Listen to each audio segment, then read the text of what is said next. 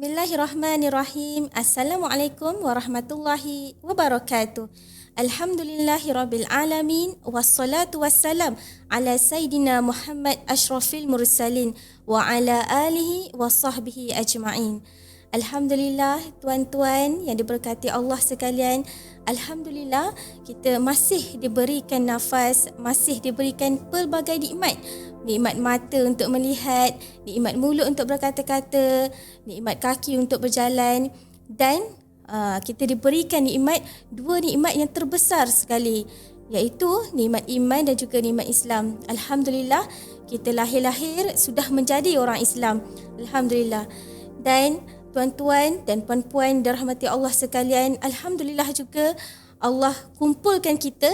Allah beri kita hidayah untuk kita sama-sama berkumpul dalam majlis ilmu, yang mana majlis ilmu ini akan insya-Allah akan didoakan oleh para malaikat, akan dinaungi oleh para malaikat. Kerana apa? Bila kita berkumpul dalam majlis ilmu, niat kita hanyalah semata-mata untuk lebih mendekatkan diri kepada Allah Subhanahu Wa Taala. Tuan-tuan dan puan-puan yang dirahmati Allah sekalian, insya-Allah bersama dengan saya Ustazah Nur Fatihah dalam rancangan kita pada kali ini, iaitu rancangan kisah-kisah Al-Quran. Insya-Allah pada hari ini kita sama-sama berkongsi ilmu tuan-tuan dan puan-puan dalam satu kisah pada episod yang pertama pada hari ini tentang Nabi Lut alaihi salam beserta kaumnya yang terlaknat. Kenapa kaumnya dilaknat? Mestilah kita nak tahu kan, kenapa kaumnya terlaknat? Kenapa Allah murka akan kaumnya? InsyaAllah nanti sama-sama kita telusuri. Tuan-tuan dan puan-puan yang dirahmati Allah sekalian, dalam Al-Quran terdapat pelbagai kisah yang Allah firman, yang Allah masukkan ke dalam Al-Quran tentang para rasul, para nabi, dan di antara kisah-kisah tersebut yang boleh kita jadikan teladan, yang boleh kita jadikan pengajaran adalah tentang Nabi Lut alaihi salam. Sebelum itu, marilah kita tahu sedikit siapakah Nabi Lut ini. Nabi Lut alaihi salam ini merupakan anak saudara kepada Nabi Ibrahim alaihi salam. Nabi Ibrahim pula ada dua orang anak, iaitu Nabi Ismail alaihi salam dan juga Nabi Ishaq alaihi salam. Kiranya Nabi Lut alaihi salam ini dikelilingi oleh sebuah keluarga yang sangat bertakwa kepada Allah Subhanahu Wa Taala. Bapa saudara Nabi Ibrahim seorang nabi dan rasul, sepupu pula Nabi Ismail dan juga Nabi Ishaq seorang nabi dan rasul, anak saudara pula iaitu Nabi Lut sendiri adalah seorang nabi dan juga rasul. Ini bermakna masya-Allah, bapa saudara seorang yang beriman, sepupu seorang yang beriman, anak saudara pula seorang yang beriman. Alangkah bagusnya kalau kita nak buat ibadah dalam keluarga kita ajak mak ayah sekali, ajak anak-anak sekali kan. Bila mak ayah beriman, anak-anak beriman, semua masuk syurga Allah insya-Allah. Tuan-tuan dan puan-puan yang dirahmati Allah sekalian, kisah Nabi Lut alaihi salam ini, tadi mukadimah je. Sekarang kita masuk ke dalam kisah Nabi Lut alaihi salam. Kisah Nabi Lut alaihi salam ini bermulanya apabila terdapat sebilangan penduduk yang mana mereka ini menetap di dalam sebuah kampung. Mereka menetap dalam sebuah kampung yang bernama Kota Sadom. Kampung ini bernama Kota Sadom. Penduduk Sadom. Dan Kota Sadom ini, majoriti penduduk bilangan Kota Sadom ini, Kota Sadom ini terdiri ataupun mengamalkan ajaran ataupun mengamalkan hubungan seks songsang, yang mana kita sebut bahasa modennya LGBT. Mengamalkan hubungan seks songsang, lelaki suka lelaki, perempuan suka perempuan, dan ini sangat bercanggah dengan fitrah Islam, sangat bercanggah dengan apa yang Allah beri kepada kita. Sepatutnya kita menyukai berlainan jantina, tetapi bagi penduduk Kota Sadom ini, mereka sangat mencintai kaum sejenis. Dan ini ditulis oleh Imam Ibn Katsir dalam kitab Al-Bidayah wa Nihayah. Imam Ibn Katsir kata, kaum Nabi Lut melakukan satu dosa yang mana belum pernah dilakukan oleh mana-mana Bani Adam. Inilah yang ditulis oleh Imam Ibn Katsir.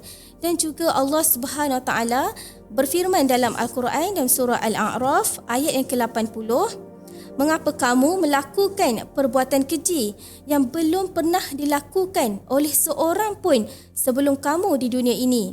Sungguh kamu telah melampiaskan nafsu syahwatmu kepada sesama lelaki, bukan perempuan. Kamu benar-benar kaum yang melampaui batas. Begitulah Allah kata. Orang yang LGBT ni, orang yang terlalu mengikut hawa nafsu ni, suka kepada sesama jantina adalah orang yang sangat melampaui batas. Itulah, ini bermakna daripada Nabi Adam sehinggalah kaum sebelum Nabi Lut alaihi salam, tak ada seorang pun yang pernah melakukan hubungan homoseksual ni. Sampailah munculnya penduduk Sodom ni, mereka inilah adalah manusia pertama, golongan manusia pertama di muka bumi ini yang melakukan hubungan homoseksual ini. Tuan-tuan dan puan-puan yang dirahmati Allah sekalian, bila mana maksiat homoseksual ini sudah semakin terang-terangan, sudah semakin tak malu dipertontonkan dalam kota Sodom ini, maka Allah Subhanahu Wa Taala pun mengarahkan Nabi Lut alaihi salam untuk pergi berdakwah ke kota Sodom. Di manakah terletak kota Sodom ini? Kota Sodom ini terletak pada lokasi zaman moden ini, pada sekarang ini kota Sodom terletak di negara Jordan.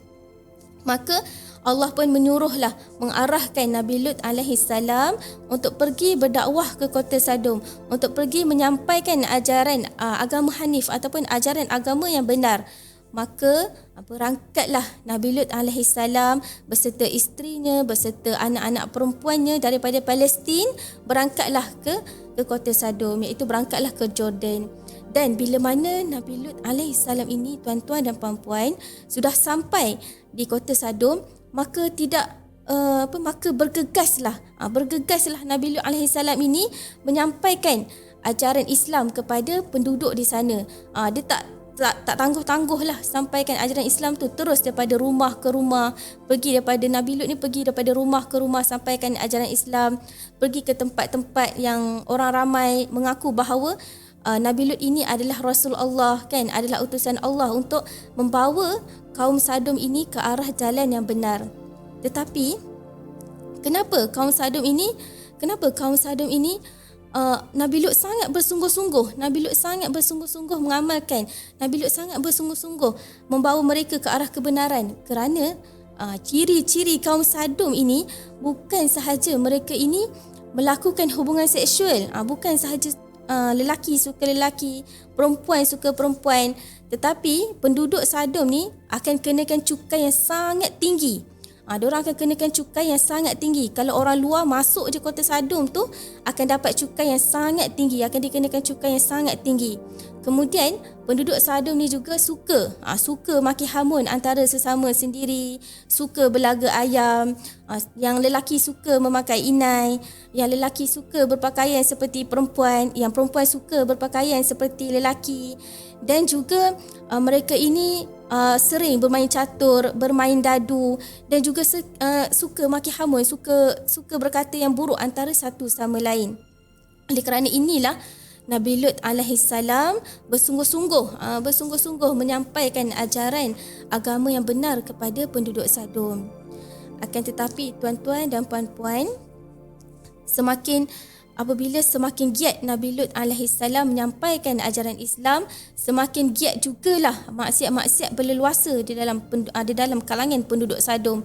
Mereka ni tak malu nak menzahirkan mereka ni suka antara sesama jantina. Mereka tak malu.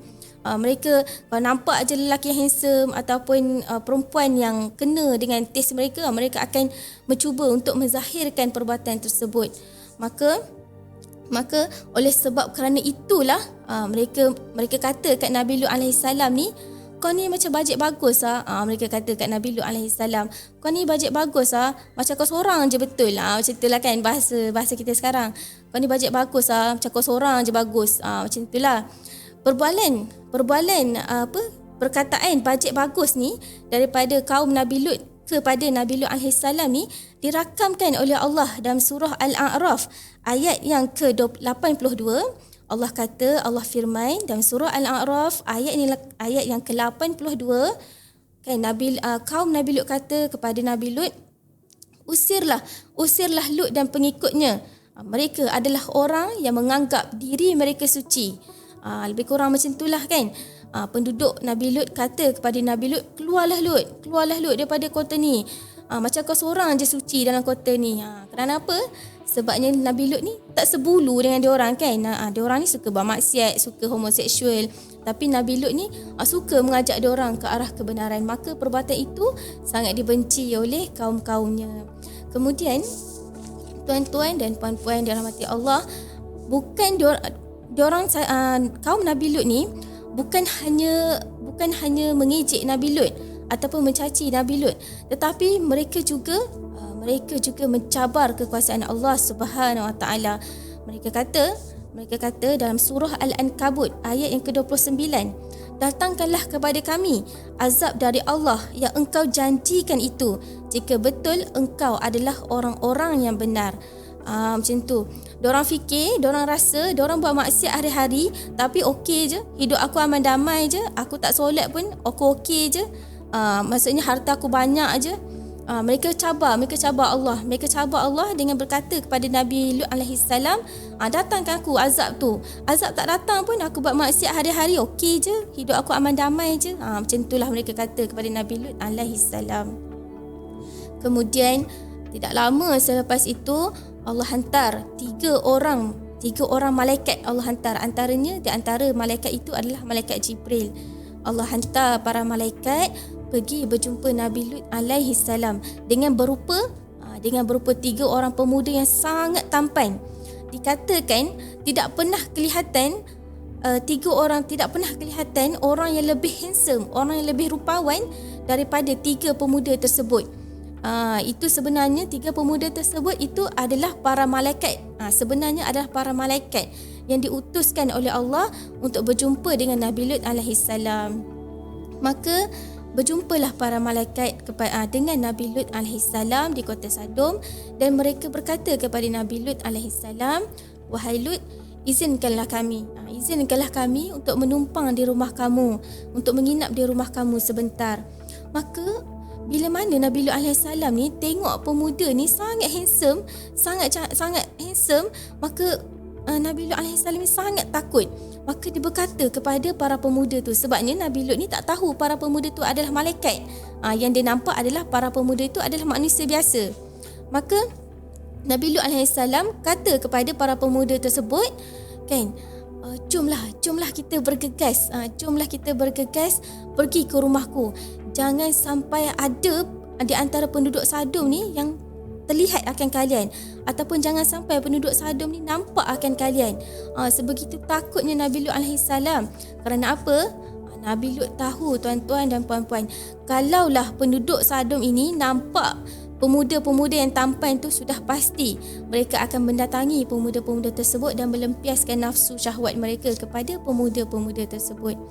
Maka bergegaslah tuan-tuan dan puan-puan para pemuda tu, iaitu para malaikat, dengan Nabi Lut alaihi salam pergi ke rumah Nabi Lut alaihi salam.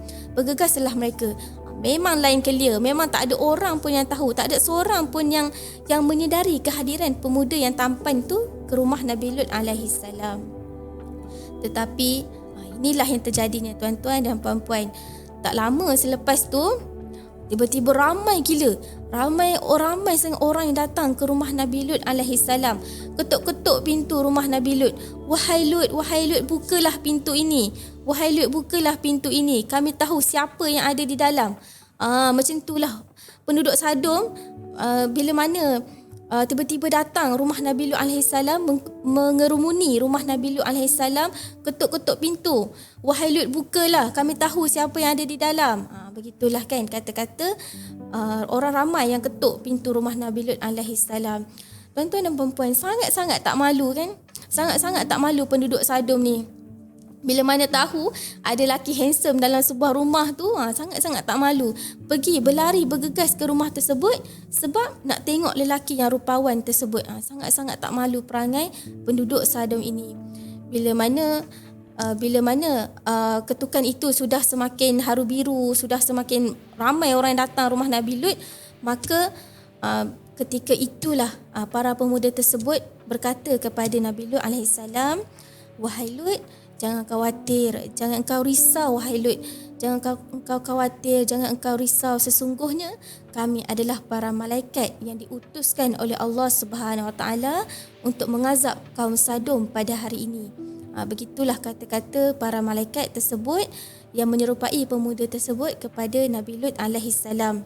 Kemudian para malaikat juga berpesan kepada Nabi Lut, "Dan janganlah engkau berpaling sesekali, janganlah engkau toleh ke belakang seandainya engkau terdengar apa-apa azab, kerana sesungguhnya engkau tak akan mampu tanggung azab yang engkau dengar sebut. Yang engkau dengar tu engkau tak akan mampu tertanggung. Maka janganlah engkau toleh ke belakang untuk dengar atau untuk lihat azab Allah yang akan berlaku nanti ke atas penduduk Sadom." Maka bila mana untuk menghalau penduduk orang ramai Sadom itu, orang ramai yang datang rumah Nabi Lut itu untuk menghalau, malaikat Jibril pun menghantar satu kesakitan kepada penduduk-penduduk Sadom yang datang ke rumah Nabi Lut tu. Para malaikat Jibril dia menghantar, dia dengan izin Allah Subhanahu Wa Taala, dia memberikan satu kesakitan, iaitu para penduduk yang datang tu semua sakit mata. Tiba-tiba sakit mata, tiba-tiba kabur penglihatan, sehingga menyebabkan masing-masing pulanglah ke rumah masing-masing daripada mengerumuni rumah Nabi Lut alaihissalam. Bila diorang dah pulang rumah masing-masing, dah balik rumah masing-masing, maka ketika itulah para malaikat kata, beredarlah wahai Lut, beredarlah, pergilah keluar daripada kota Sadom. Sesungguhnya pada esok harinya, pada esok awal subuh esok harinya, Allah akan mengazab kota Sadom ini. Maka beredarlah tuan-tuan dan puan-puan, Nabi Lut alaihissalam beserta pengikut-pengikutnya yang beriman keluar daripada kota Sadom. Maka ketika itulah, na'udzubillah min zalik, Allah menghantar para malaikat untuk angkat satu kota Sadom tu. Allah suruh para malaikat ni angkat satu kota Sadom dan terbalikkan ataupun terlangkupkan. Yang mana berada di atas, kini berada di bawah. Bayangkan betapa dahsyatnya. Allah suruh para malaikat ni angkat satu kota Sadom dan terbalikkan. Kesemuanya mati dalam keadaan hina, dalam keadaan Allah murka, dalam keadaan Allah tidak reda. Kesemuanya mati. Kerana apa? Dah terlangkup kan? Bila dah terlangkup, kesemuanya penyek, kesemuanya mati. Begitulah azab yang menimpa kaum Sadom. Dan apakah Nabi Lut alaihissalam dan pengikutnya beriman tu tak dengar azab yang berlaku di belakang?